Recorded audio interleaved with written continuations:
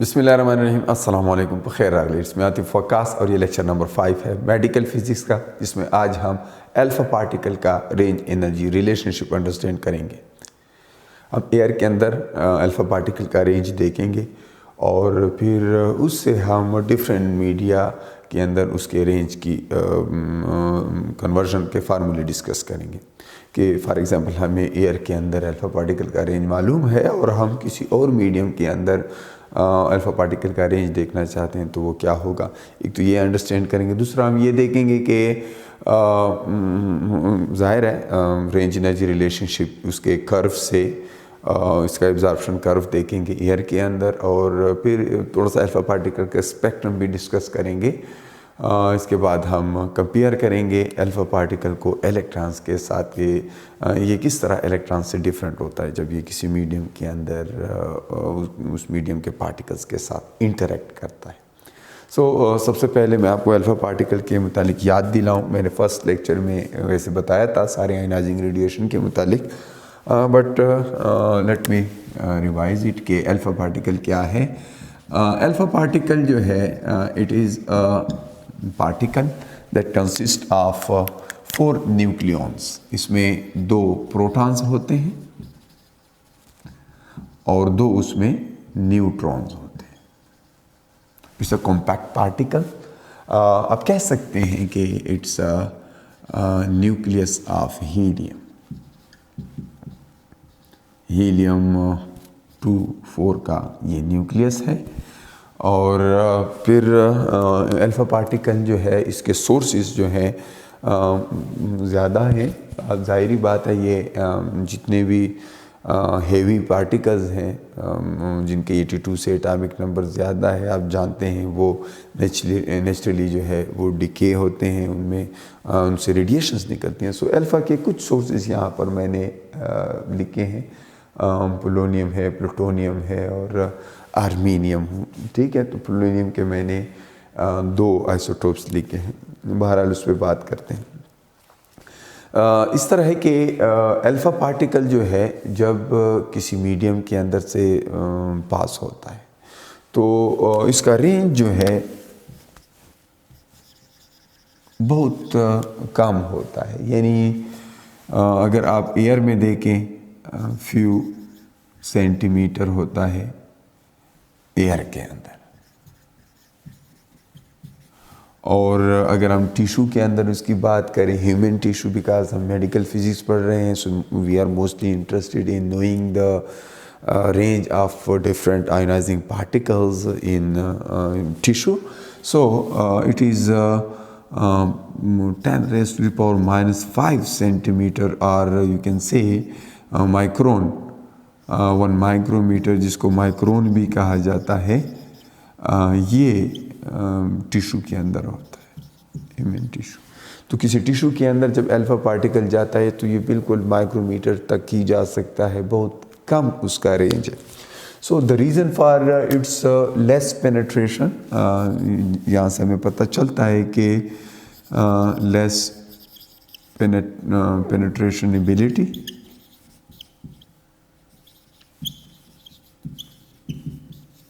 और इसका main reason जो है उसकी हाईली आयोनाइजिंग नेचर है। इसका हाईली आयोनाइजिंग है, ये बहुत ज़्यादा आयोनाइजेशन काज कर सकता है मीडियम के पार्टिकल्स को, जो है उसके इलेक्ट्रॉन और प्रोटॉन्स को सेपरेट कर सकता है। It can make ion electron pairs in a medium. तो ये आप इसके ग्राफ से भी देख सकते हैं कि अगर मैं एयर के अंदर इसका रेंज देखूं, लेकिन before discussing this absorption of alpha particle in air, जब एयर के अंदर अल्फ़ा पार्टिकल्स जाते हैं तो ये उसका एब्जॉर्प्शन कर्व है। लेकिन इससे पहले मैं इस ग्राफ की तरफ आपकी तवज्जो दिलाना चाहूँगा। इम्पोर्टेंटली जिस तरह हमने लास्ट टाइम बीटा पार्टिकल्स के मुतालिक बात की थी और एक्सरेज के मुतालिक उनके ग्राफ डिस्कस किए थे, वहाँ पे मैंने आपको बताया था कि बीटा पार्टिकल्स का स्पेक्ट्रम कंटिन्यूस होता है, क्योंकि किसी न्यूक्लियस से जब बीटा निकलता है तो अकेला बीटा नहीं निकलता, बीटा पार्टिकल के साथ एंटी न्यूट्रिनो भी निकलता है। तो बीटा का कोई फिक्स उसकी एक एनर्जी नहीं होती, एक कंटिन्यूस स्पेक्ट्रम हमें मिलता है बीटा पार्टिकल्स की एनर्जी का। यहाँ पर अल्फ़ा पार्टिकल्स जो होते हैं किसी एक सोर्स के जो अल्फ़ा पार्टिकल्स होते हैं वो मानो एनर्जेटिक होते हैं। और ये आप इस ग्राफ को देखें, यहाँ पर पोलोनियम है, पोलोनियम 209 के जो अल्फ़ा पार्टिकल्स हैं वो are round about 4.9 mega electron volt, ये एनर्जी है मेगा इलेक्ट्रॉन वोल्ट्स में, ये इंटेंसिटी है। सो पोलोनियम के जितने भी आप देखें ना एक ही लाइन पे हैं, सारी इंटेंसिटी जो है इसमें कोई स्प्रेड नहीं है, आप देख सकते हैं एक ही लीनियर स्पेक्ट्रम है और उन सब की एनर्जी 4.9 मेगा इलेक्ट्रॉन वोल्ट के करीब करीब होती है, 4.8 से ज़्यादा होती है। वो पोलोनियम 209 की बात करूं, लेकिन सेम पोलोनियम 210 की अगर बात की जाए तो वहाँ से इमिट होने वाली अल्फ़ा पार्टिकल्स जो है उनकी energy round about 5.3 mega electron volt होती है। अल्फ़ा पार्टिकल की एनर्जी जो है वो आप न्यूक्लियर फिज़िक्स में देख सकते हैं, वहाँ से आपको बाइंडिंग एनर्जी और मास डिफेक्ट जो है, mass defect times the square of speed of light से आप ये एनर्जी कैलकुलेट कर सकते हैं। But we are not interested in that, actually we want to understand the interaction of radiation with matter, we are not interested in the origin or the emission of those radiation. That is the headache of nuclear physics. जो भी है मेरे पास ये spectrum already मौजूद है। मैं एक source लूँगा, अगर मैं पोलोनियम लेता हूँ तो वहाँ से इमिट होने वाली रेडिएशन 4.9 मेगा इलेक्ट्रॉन वोल्ट है। अगर मैं पोलोनियम 210 लेता हूँ तो वहाँ की रेडिएशन जो है 5.3 मेगा इलेक्ट्रॉन वोल्ट की होंगी। सिमिलरली प्लूटोनियम को अगर आप देखें 239 मेगा इलेक्ट्रॉन वोल्ट की देखता है। यहाँ पर एक छोटा सा दूसरा भी हमारे पास एक पीक मिल रहा है। इसका मतलब ये है कि पोलोनियम या ये जो प्लूटोनियम है ये एक से ज़्यादा डिस्क्रीट एनर्जी स्टेट्स में इसका न्यूक्लियस रह सकता है, तो maybe it can emit two different alpha of distinct energies. Similarly americium की भी यहाँ पे 2 या 3 पीक्स मिलते हैं, लेकिन मेनली उसकी energy round about above than 5.5 mega electron volt होती है। तो ये लीनियर स्पेक्ट्रम के बारे में बताना था। अब अगर हम ये देखना चाहें कि अल्फ़ा पार्टिकल जो है जब एयर में से पास होता है तो उसका रेंज क्या होता है, तो लेट्स सपोज हमारे पास एक जीएम ट्यूब है, ये जीएम ट्यूब है और इस तरह से ये यहाँ पर एक मीटर लगा है जो काउंटर्स दे रहा है और इस जीएम ट्यूब के अंदर के नीचे मैंने एक सोर्स रखा है। सोर्स को इनिशियली मैंने बिल्कुल इसके करीब रखा है और यहाँ से जितनी भी अल्फ़ा पार्टिकल्स इंटर हो रहे हैं वो यहाँ पर काउंटर्स पे हमें मिल रहे हैं। दरमियान में मैंने सोर्स और काउंटर के या डिटेक्टर के दरमियान मैंने एयर रखा है और कुछ भी नहीं है। जो मैं इन दोनों के दरमियान का डिस्टेंस ज़्यादा, पहले इसको मैंने 0 बिल्कुल इसके साथ रखा, फिर थोड़े से डिस्टेंस पे रखा, फिर उससे डिस्टेंस ज़्यादा किया, यानी मैं डिस्टेंस ज़्यादा कर रहा हूँ। 1 सेंटीमीटर कर लिया, फिर 2 सेंटीमीटर पे ले गया, फिर मैं 3 सेंटीमीटर पे ले गया और एक वैल्यू पे जब मैं पहुंचा, मैं जब इसको 3 सेंटीमीटर से ऊपर वैल्यू पे लेके गया तो यहाँ पर काउंट रेट जो है उसमें कमी आना शुरू हो गई। अब आप देख सकते हैं ये कर्व स्ट्रेट है, कर्व स्ट्रेट है बिकॉज मैंने सेम सोर्स यूज़ किया और आपको कुछ देर पहले बताया कि सेम सोर्स है तो उससे इमिट होने वाली अल्फ़ा पार्टिकल्स की एनर्जीज एक जितनी होंगी। तो अगर या तो एक भी नहीं रुकेगा या अगर रुकेंगे तो सारे इकट्ठा रुकेंगे बिकॉज उनकी एनर्जी एक जितनी है। तो ऐसा ही होता है, एक ख़ास वैल्यू पे पहुंचकर वो आधे रह जाते हैं, यानी उसकी इंटेंसिटी 0.5 हो जाती है। अब इस रेंज की इस वैल्यू को हम क्या कहते हैं, इसी को हम कहते हैं मीन रेंज। याद रहे ये रेंज मैंने सेंटीमीटर्स में एज्यूम किया है, क्लियर। और इसको हम मीन रेंज कहते हैं कि जिस पे ये 50% तक आ गया। लेकिन आप देख सकते हैं इस ग्राफ का ट्रेंड यहाँ पे डिफरेंट हो जाता है, तो एंड में ये क्या हो जाता है, डिफरेंट इफ़ेक्ट्स की वजह से जाहिर है ये आयन इलेक्ट्रॉन पेयर्स बनाता है, आगे आगे जाता है। तो फिर जब एक ख़ास रेंज तक पहुंच जाता है तो स्ट्रैगलिंग इफ़ेक्ट्स की वजह से, डिफरेंट स्टैटिस्टिकल इंटरेक्शंस की वजह से ये हमें पता चलता है कि इसका ग्राफ जो है इस डायरेक्शन में यानी 0 की तरफ जा रहा है। तो इस आपको मीन रेंज के बाद जो रेंज है, यानी जहाँ पे ये ज़ीरो हो जाता है, इस एक्स्ट्रा पार्ट को, इसको हम कहते हैं एक्स्ट्रापोलेटेड रीजन या एक्स्ट्रापोलेटेड रेंज। ये वही हमारी एस्टिमेशन होती है, स्टेटिस्टिकल कैलकुलेशंस होती हैं जो हमें इस कर्व के ट्रेंड से पता चलता है, और ये रेंज जो है एक्स्ट्रापोलेटेड रेंज कहलाता है। तो आप देख सकते हैं 4 के करीब करीब ही जाके ये अल्फ़ा पार्टिकल्स रुक गए हैं सारे के सारे। तो अल्फ़ा पार्टिकल्स का एयर के अंदर रेंज बहुत कम। सो मैथमेटिकली मैं अगर देखूं तो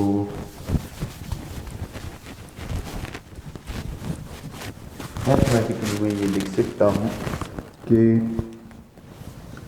अगर ऐसे बीटा पार्टिकल हैं कि 0 सेल्सियस पे और 760 मिलीमीटर ऑफ मरकरी अगर प्रेशर हो,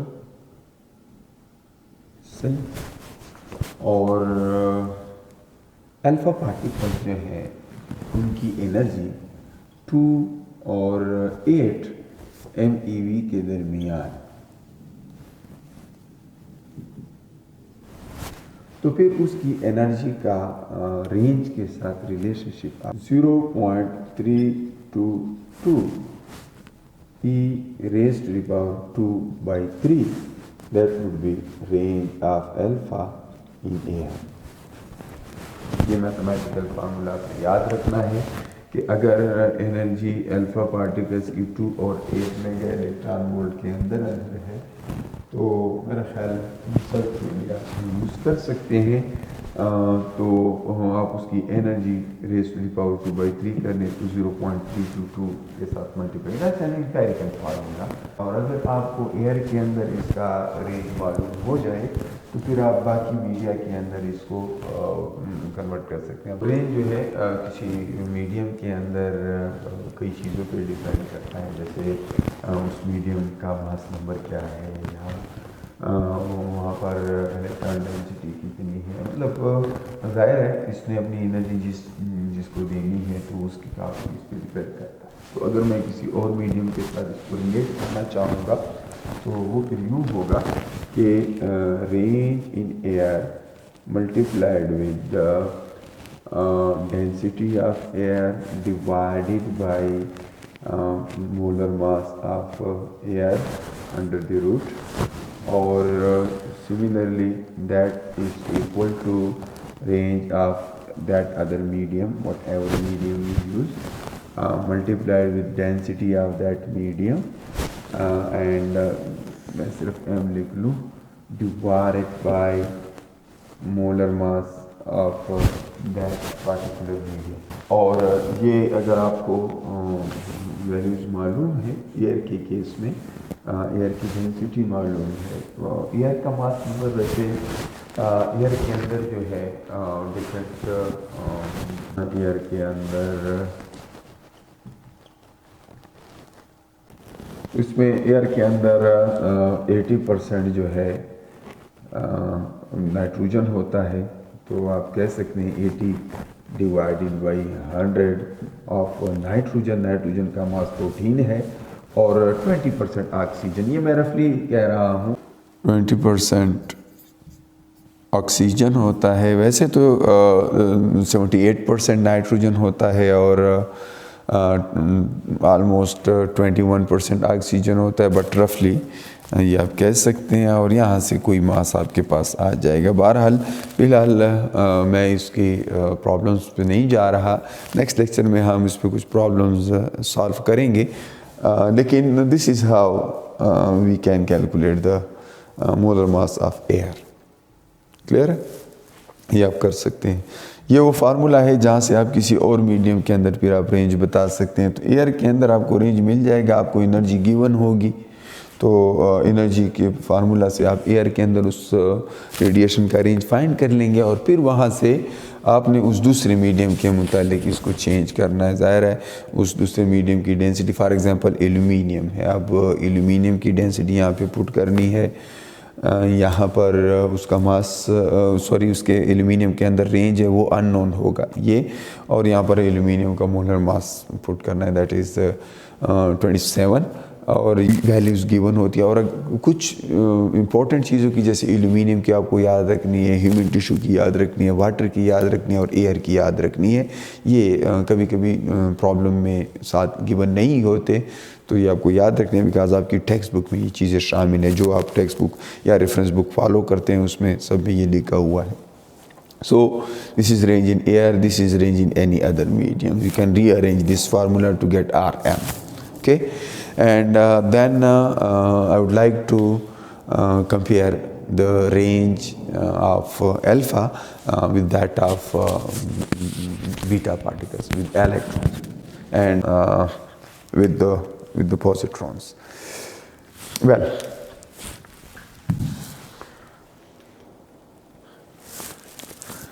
सो अल्फ़ा में आप देख सकते हैं अल्फ़ा का energy loss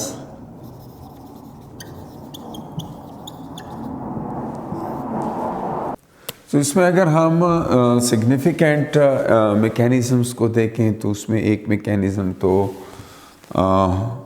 interaction with orbiting electrons of absorbing medium के इलेक्ट्रॉन के साथ उसकी इंटरेक्शन उसको एनर्जी दे सकते हैं। It very slow speeds, even ये न्यूक्लियर इंटरेक्शंस कर सकता है, यानी न्यूक्लियस के साथ इंटरेक्ट कर सकता है। और हर इंटरेक्शन के दौरान very little energy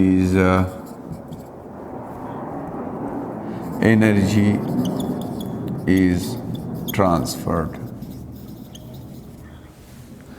in each interaction, result in excitation and ionization of absorbing atoms, जो एटम्स ये एनर्जी एब्जॉर्ब करती है। On average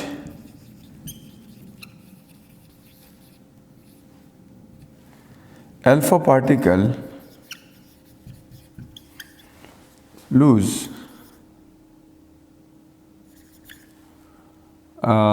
35 electron volt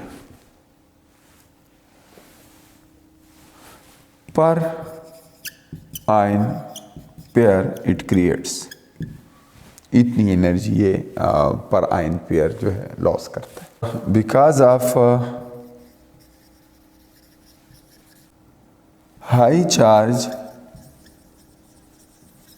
and low velocity, high charge और लो वेलोसिटी ये हाई आयोनाइजिंग है, इसकी स्पेसिफिक आयोनाइजेशन बहुत ज़्यादा है ड्यू टू मास, ठीक है, हैवी है। और दूसरी बात इसकी ये है कि इसका पाथ स्ट्रेट होता है, हैवी होने की वजह से ना ये स्ट्रेट पाथ पे जाता है। अगर आप उसका ट्रैक देखें तो ये जिगजैग नहीं होता जिस तरह के बीटा और इलेक्ट्रॉन्स वगैरह का होता है, स्ट्रेट पाथ होता है। और फाइनली एनर्जी लॉस, वो कंटिन्यूसली एनर्जी लॉस करता है, मतलब ये नहीं होता कि सारी एनर्जी एकमुश्त इकट्ठी ख़त्म करे। So continuously